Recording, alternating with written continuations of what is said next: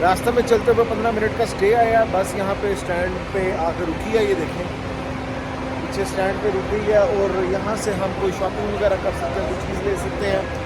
किसी ने कोई शॉपिंग वगैरह करनी हो, मॉल बना हुआ है, ग्रोसरी स्टोर टाइप बना हुआ है, यहाँ से ले सकते हैं। ये अंदर एक ग्रोसरी स्टोर है, यहाँ से आप कोई चीज़ ले सकते हैं। और इनका एक निज़ाम बहुत अच्छा है, जब आप एंटर होते हो तो फिर ये एक मिलता है हमें एंट्री के वक्त। और कोई भी चीज़ आपने परचेज़ करनी है तो वो इस पर क्लिक करते हैं, और जब आपने काउंटर पे आना है तो ये आपने कार्ड सा देना होता है, इसी में से वो चेक कर लेते हैं कि क्या क्या चीज़ें हमने परचेज़ की हैं।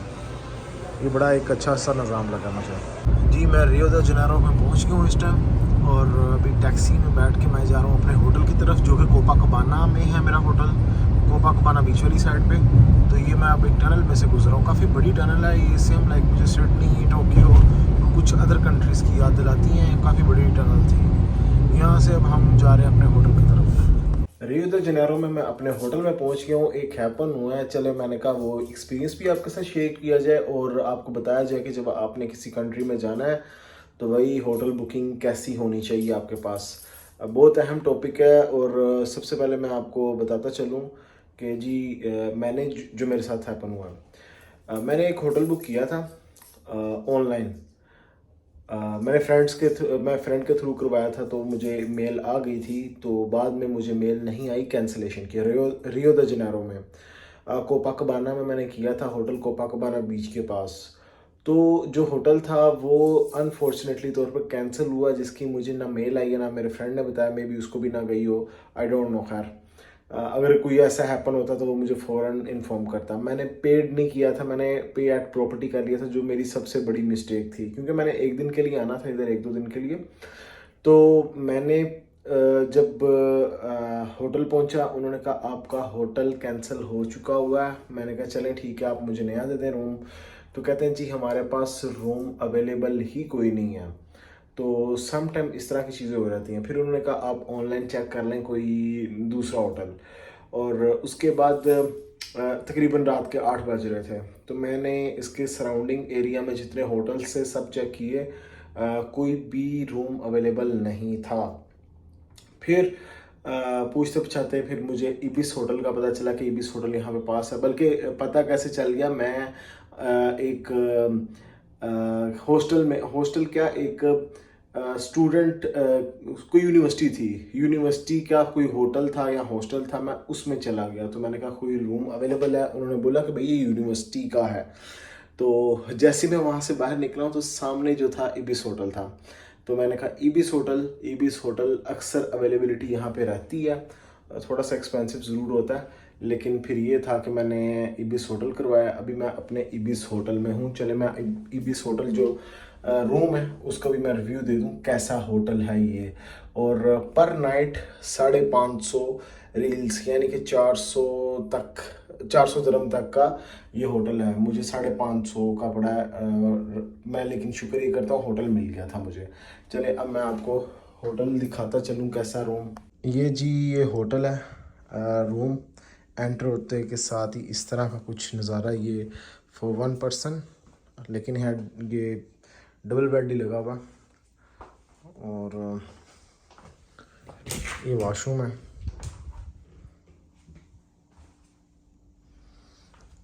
और आपको दिखाना है यहाँ से बाहर का नज़ारा। ये कबर्ड है, यहाँ पे बैग रख सकते हैं। मैंने खैर आकर रख लिया था। और ये बाहर का कुछ नज़ारा इस तरह से है। खैर अभी तो ये रात हो गई है, सुबह के टाइम ही पता चलेगा। इसलिए मैं ट्रैवलर हजरात से अक्सर बोलता हूँ कि जब आपने किसी कंट्री में जाना है तो आपने होटल बुकिंग कंफर्म करके जानी है।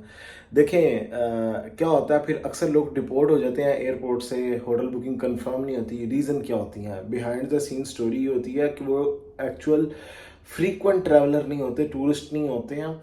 और जहाँ पे उनको मसले मसाइल आते हैं और बाद में उनको पता भी नहीं होता कैसे बुक करना है, कहाँ पे जाना है। ये देखें, ये एक चीज़, मैं फ्रीक्वेंट ट्रैवलर हूँ, मैंने काफ़ी कंट्रीज ट्रैवल किए हैं। तो जब मसले मसाइल मेरे साथ हो सकते हैं तो क्या जो नया टूरिस्ट है उसके साथ नहीं हो सकते। तो फिर जो इमिग्रेशन बैठी होती है वो इस चीज़ों के ऊपर आके देख के डिपोर्ट करती है अक्सर। तो देखने में ये, सुनने में बड़ी ये मामूली सी चीज़ें लगती हैं, लेकिन ये बहुत बड़ी चीज़ होती है कि जब आप किसी कंट्री में जाते हो, जब आपको कोई चीज़ ना मिल रही हो, फिर आपने यही माइंड में आता है कि सड़कों पे सोना है अब। तो एक वक्त के लिए मैंने अपने माइंड में सोच लिया था कि अगर आज रात मुझे कहीं पे होटल नहीं मिलता तो फिर मैंने कैसे गुजारनी है। तो ये सोच रहा था फिर किसी होटल की लॉबी में बैठूंगा तो ऐसे ही रात गुजरेगी। तो शुक्र है कि इबिस होटल ने जो है ना सहारा दिया, रात गुजारने के लिए होटल रूम दिया। तो आपसे भी यही रिक्वेस्ट है जितने भी व्यूवर्स हैं कि जब आपने किसी कंट्री में जाना है तो भाई होटल बुकिंग कंफर्म करनी है, पैसे पेड करने हैं, पे एट प्रॉपर्टी को ना रखा करें। जो फ्रीक्वेंट ट्रैवलर्स होते हैं तो वो मैनेज कर लेते हैं, तो आपके लिए यही है कि पे एट प्रॉपर्टी मत करें, पे एडवांस। अभी ये रात का टाइम है, बाहर निकला हूँ ये रियो द जनेरो में।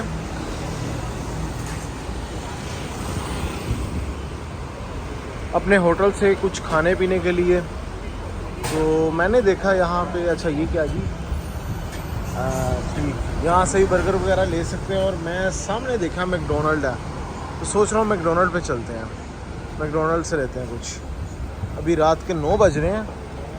तो ये ब्राज़ील की पुलिस भी यहाँ पे घूम फिर रही है और सारे लोग यहाँ पे इस टाइम, जैसे कि अभी रियो द जनेरो ओपन हुआ है। चलेंगे हम देखते हैं, आगे चलते हैं।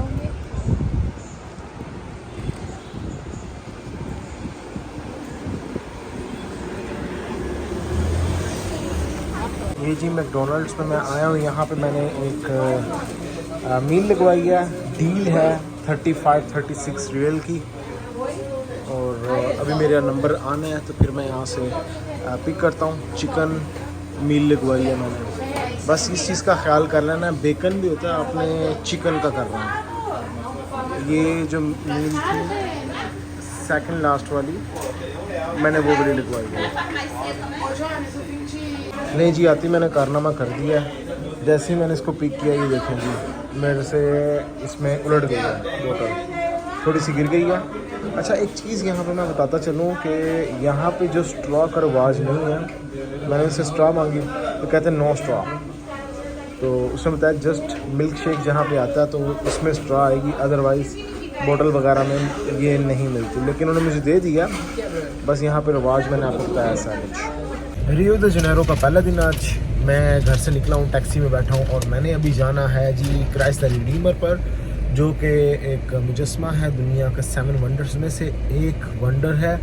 और 2-3 प्लेसेस पे ये मुजस्मा ऑलरेडी बनाया गया है। चलें, ये इसकी बात तो हम वहाँ पे पहुँच करेंगे। तो रास्ते में चलते देखते मैं अपने होटल से बाहर निकल आया हूँ और ये टैक्सी में हम बैठ के भी जा रहे हैं। रास्ते में मैंने इनको बोला कि पहले कोई मनी एक्सचेंज, करेंसी एक्सचेंज पे चले कि हम ताकि कुछ मनी एक्सचेंज करवा लें, दैन उसके बाद हम जाएंगे आगे क्राइस्ट द रिडीमर, जो मुजस्मा है ब्राज़ील का, जो सिंबल भी जिसको बोला था ब्राज़ील का, वहाँ पे चलते हैं। मैंने जो अपना होटल लिया वो बिल्कुल कोपाकाबाना बीच के पास है। और कोपाकाबाना बीच आपको पता है दुनिया का फेमस तरीन बड़ा जो बीचेस है उनमें से एक है। ये जी कोपाकाबाना बीच आ गया है। मैं अभी क्राइस्ट द रिडीमर पे जा रहा हूँ, वापसी पे हम कोपाकाबाना आएंगे। ये जी कोपाकाबाना बीच है।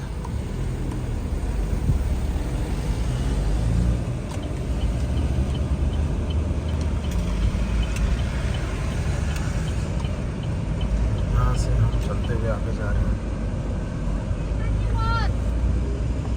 ये जी अब मैं जिस जगह से गुजर रहा हूँ, ये लेफ़्ट साइड पे यहाँ पे ओलंपिक्स हुई थी। जब रियो में ओलंपिक्स का इनेकाद हुआ था, वो इस साइड पर हुआ था। यहाँ पे तमाम होटल्स वगैरह थे और जितना भी इंतज़ाम था वो उसी साइड पे किया गया था। ये रियो जो है दुनिया का, ये साउथ अमेरिका का सबसे फेमस टूरिस्टिक पॉइंट भी है, सिटी भी है। सबसे ज़्यादा टूरिज़्म इस सिटी के अंदर होता है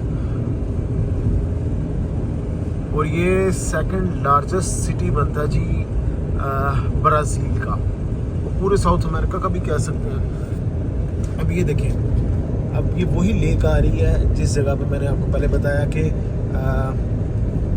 इस पॉइंट पे या इस जगह पे ओलंपिक्स का इनेकाद किया गया था। तो ये वो सारा एरिया, ये देखें हम सामने वाला एरिया मैं आपको दिखाता चलूँ कितना ब्यूटीफुल है। वो सामने माउंटेन देखें जो अक्सर हम ब्राज़ील का देखते हैं, वो ये माउंटेन।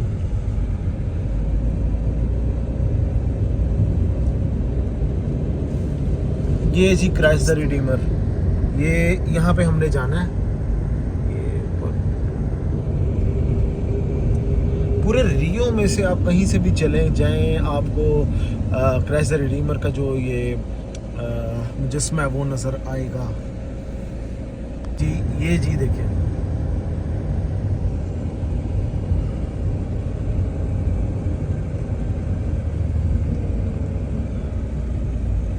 अभी मुझे ये भाई बता रहे थे कि ये जो यहाँ पे ये झील सी बनाई हुई है क्राइस्ट द रिडीमर के पास। अच्छा, यहाँ पे 14 इनकी टीम्स हैं जो कि यहाँ पे फिल्मिंग करती हैं, यानी कि पानी के अंदर जो बोट्स चलाते हैं, कश्तियाँ चलाते हैं, जो दो बंदे एक बंदा बैठ के हाथ से चलाते हैं जो कश्ती है, वो यहाँ पे 14 टीम्स बनाई गई हैं। और यहाँ अभी आपको मैं दिखा भी देता हूँ इस साइड से, ये देखें,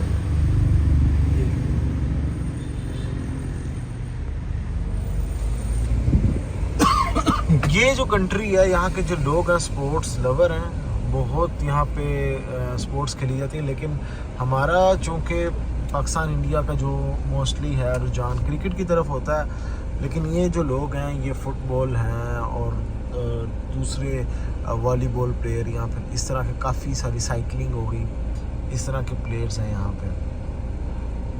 पे इस तरह की गेम्स खेली जाती हैं।